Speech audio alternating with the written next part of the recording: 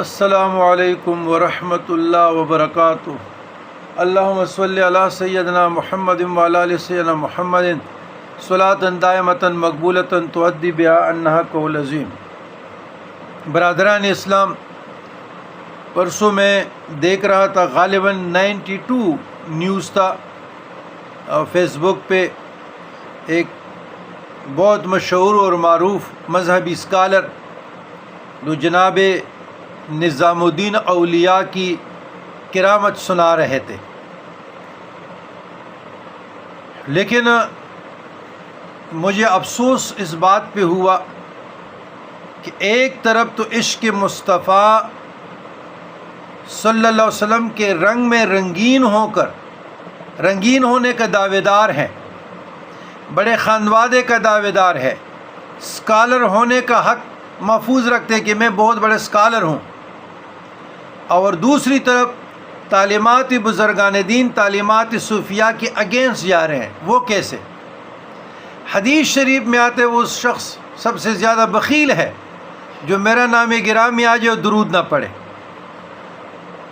تو کتنی مرتبہ اس نے 10-12 منٹ کے گفتگو میں حضور علیہ السلام کا نام لیا۔ کیسے؟ نبی کریم، نبی کریم، نبی اکرم، نبی کریم، نبی اکرم۔ کہیں بھی نبی کریم صلی اللہ علیہ وسلم نہیں پڑھا، کہیں بھی نبی اکرم صلی اللہ علیہ وسلم نہیں پڑھا۔ یہ تو آج کل نام نہاد عاشقوں کا حال ہے، جس کا پہلا سٹیپ اتنے بڑے اسکالر کا کمزور ہے کہ جہاں تاجدار کائنات محمد رسول اللہ صلی اللہ علیہ وسلم کے نام گرامی آتا ہے اور وہاں درود لینے کے توفیق عطا نہ ہو تو آگے لوگوں کی کیسے رہنمائی کرے گا؟ گرجدار آوازوں سے ممبر پر بیٹھ کر